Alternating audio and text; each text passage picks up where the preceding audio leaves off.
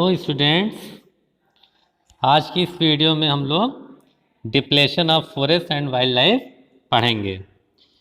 देखिए, many plants and animal species are extinct. जैसा कि पिछली वीडियो में भी हम लोगों ने पढ़ा था कि एक ऑर्गेनाइजेशन था जिसने सारी स्पीसीज को डिवाइड किया था, अलग अलग कैटेगरी में रखा था कि कौन सी स्पीसीज कितने डेंजर्स में है।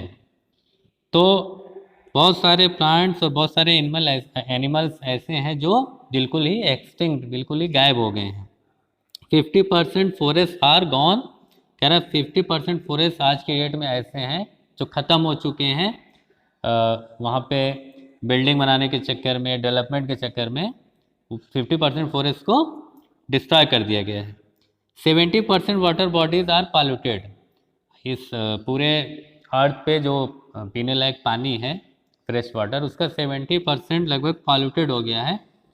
और ये बहुत ही बुरी बात है। इतना ज़्यादा वाटर की इम्पोर्टेंस है, फिर भी वाटर को हम लोग बहुत ज़्यादा पॉल्यूट करते चले जा रहे हैं। 40% वेटलैंड हैव ड्रेन्ड आउट। 40% जो वेटलैंड हैं वो भी सूख गए हैं। तो ये कुछ चीज़ें थी जो बताई गई हैं कि इतना ज़्यादा हम लोग डिस्ट्रॉय फॉरेस्ट और वाइल्ड लाइफ को कर रहे हैं। अब एक एक करके हम लोग पढ़ेंगे कि क्या क्या रीज़न है डिप्लेशन के। तो पहला है एग्रीकल्चर एक्सपेंशन। कह रहे कि आज की डेट में पॉपुलेशन बहुत ज़्यादा इंक्रीज़ हो रही है। जैसे जैसे पॉपुलेशन इंक्रीज़ होती जा रही है वैसे वैसे लोगों की डिमांड्स भी बढ़ती जा रही है फूड को लेके। अब लोगों की डिमांड्स को पूरा करने के लिए हमें क्या करना होगा? हमें क्रॉप उगाना होगा। और क्रॉप उगाने के लिए हमें क्या चाहिए? एग्रीकल्चरल लैंड चाहिए। और एग्रीकल्चरल लैंड कहाँ से आएगा? फॉरेस्ट से।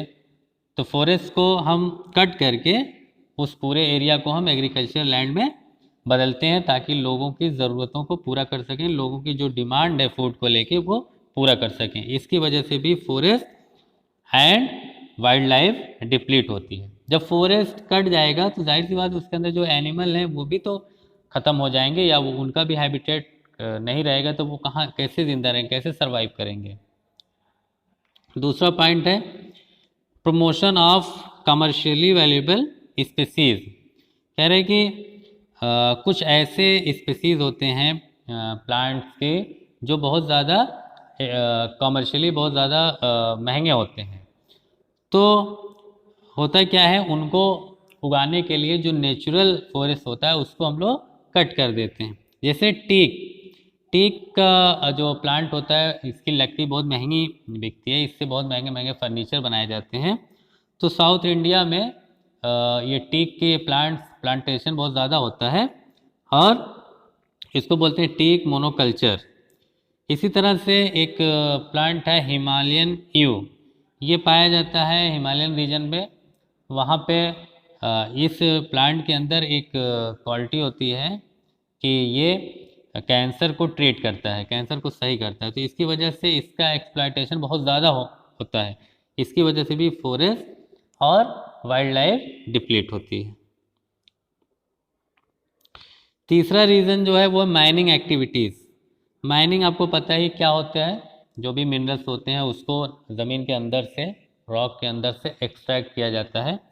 अब ये जाहिर सी बात है, कोई जो भी जिस एरिया में ये मिनरल्स निकाले जाते हैं वहाँ अगर पेड़ पौधे हैं, अगर प्लांट्स हैं, तो सबसे पहले हम लोग उन प्लांट्स को काटते हैं।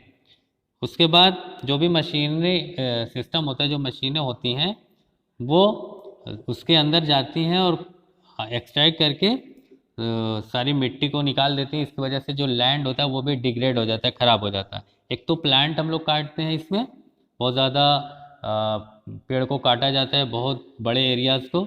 इसके अलावा जो मशीन जो चलती है अंदर जाके, उसकी वजह से जो वहाँ का लैंड है वो भी ख़राब हो जाता है। तो ये बहुत ही बुरी चीज़ है, इसको हमें रोकना चाहिए। फिर चौथा पॉइंट है शिफ्टिंग कल्टीवेशन। शिफ्टिंग कल्टीवेशन के को स्लैश एंड बर्न एग्रीकल्चर भी बोला जाता है। इसको फायर फैलो कल्टीवेशन भी बोला जाता है। तो इसके अंदर क्या होता है, जो भी फॉरेस्ट होता है उसको हम उसकी लकड़ी काट उठ के उसको पूरी तरह से बर्न कर देते हैं।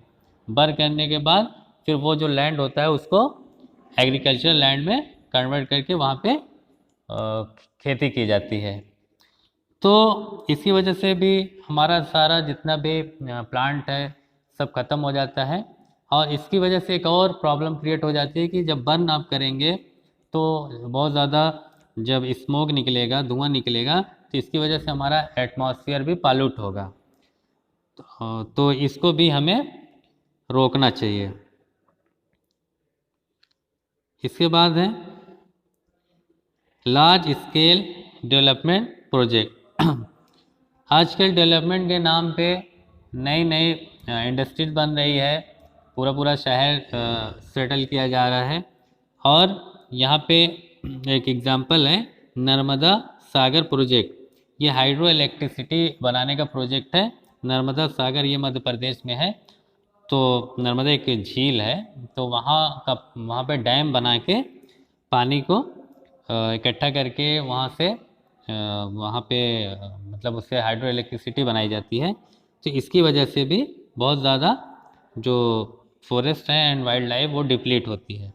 अब ये नर्मदा जो सागर प्रोजेक्ट है ये लगभग 40,000 हेक्टेयर्स में है। अब सोचिए आपकी इतनी बड़ी एरिया लेके ये प्रोजेक्ट इस्टेब्लिश किया गया है। तो आप जब डैम के प्रॉफिट पढ़ते हैं, डैम के एडवांटेजेस पढ़ते हैं, वहाँ पे डैम के डिसएडवांटेजेस भी हैं। यही डिसएडवांटेजेस है कि इसकी वजह से नेचुरल जो फॉरेस्ट होते हैं या वाइल्ड लाइफ होती है वो बहुत ज़्यादा डिप्लीट हो जाती है। इसके अलावा ओवर ग्रेजिंग। ओवर ग्रेजिंग क्या है? जितने भी प्लांट्स हैं या ग्रास हैं, एनिमल्स आके वहाँ पे बहुत ज़्यादा ग्रेज करते हैं। तो इसकी वजह से भी बहुत ज़्यादा forest and wild life deplete होते हैं। फिर है फ्यूल वुड कलेक्शन। तो जो भी ट्राइबल पीपल होते हैं जो नॉर्थ ईस्ट इंडिया के या सेंट्रल इंडिया के, वो जाहिर सी बात है फॉरेस्ट में रहते हैं, तो वहाँ पे उनको as a fuel, as a ईंधन, जो खाना वाना वो लोग बनाते हैं या किसी और पर्पज़ से, वो इन्हीं लकड़ियों को काट के उसको बर्न करके सब करते हैं। तो इसकी वजह से भी बहुत ज़्यादा forest and wild life depletion होता है। फिर है हंटिंग। हंटिंग आपको पता ही है, इसमें एनिमल्स का शिकार किया जाता है। तो पुराने ज़माने में राजा महाराजा लोग होते थे, या आज भी बहुत सारे लोग हैं जो सिर्फ शौक के लिए शिकार करते हैं। इसके अलावा हंटिंग कमर्शियल पर्पस के लिए भी होती है। जैसे एनिमल्स के जो हॉर्न होते हैं या जो उसकी स्किन होती है या उसके टीथ, इससे बहुत ही वैल्यूएबल चीज़ें बनाई जाती हैं, जैसे बेल्ट, बैग और भी बहुत सारी चीज़ें हैं। तो इस पर्पस के लिए भी उसका शिकार किया जाता है, जिसकी वजह से जो भी एनिमल्स हैं उनकी जो भी पॉपुलेशन है वो दिन ब दिन बहुत कम होती जा रही है। तो इसको भी हमें इन सब जो भी हंटिंग इस तरह से की जा रही है उसको रोकना चाहिए। फिर है फॉरेस्ट फायर। फॉरेस्ट फायर में क्या होता है, कभी कभी जो भी लाइटिंग होती है, जैसे बिजली, जो भी नेचुरल जब बारिश वारिश होती है तो जो बिजली चमकती है, तो वो जो लाइटिंग है उसकी वजह से, या कभी कभी वोल्केनिक एरप्शन की वजह से फॉरेस्ट में आग लग जाती है। अब फॉरेस्ट में जब आग लगती है तो उस पर कंट्रोल करना इतना आसान नहीं होता, क्योंकि वहाँ पे कोई ऐसा तो है नहीं कि वहाँ पे बहुत ज़्यादा पॉपुलेशन सेटल्ड होती है। मतलब जंगल में कोई है नहीं है, वहाँ आग लग गई, और इतने ज़्यादा वहाँ प्लांट्स होते हैं, और ऐसे ऐसे प्लांट्स होते हैं, कुछ प्लांट्स के अंदर तो ऑयल भी पाए जाते हैं, जिसकी वजह से बहुत बुरी तरीके से आग लग जाती है। और उन पर बहुत ज़्यादा गवर्नमेंट के लोग आते हैं और हेलीकॉप्टर से, और इससे पानी डाला जाता है, तब जाके कहीं कंट्रोल होता है। इसमें कई कई महीने लग जाते हैं। अभी हालिया में आप लोगों ने सुना होगा कि ऑस्ट्रेलिया के अंदर वहाँ के फॉरेस्ट में आग लग गई थी, तो कितने महीनों तक वहाँ पे जंगल जलते रहे, और इससे बहुत ज़्यादा फॉरेस्ट एंड वाइल्ड लाइफ, जाहिर सी बात है जब फॉरेस्ट जलेंगे तो उसके अंदर रहने वाले जितने एनिमल्स हैं उनके ऊपर भी उसका असर पड़ेगा। तो ये सारे रीज़न थे जिसकी वजह से जो भी फॉरेस्ट और एनिमल्स का वाइल्ड लाइफ का डिप्लेशन हो रहा है। तो आज के लेक्चर में इतना ही। नेक्स्ट लेक्चर में हम लोग आगे के पैराग्राफ पढ़ेंगे। Thank you. अगर आपको मेरी ये वीडियो अच्छी लगी है तो प्लीज मेरे channel social studies with Farhan sir को सब्सक्राइब करिए, बेल आइकन प्रेस करिए ताकि मेरी अपकमिंग वीडियो आपको मिलती रहे। ज्यादा से ज्यादा शेयर करिए, लाइक करिए और कमेंट करना बिल्कुल भी मत भूलिए, क्योंकि आपके कमेंट से हमें मोटिवेशन मिलता है। Thank you.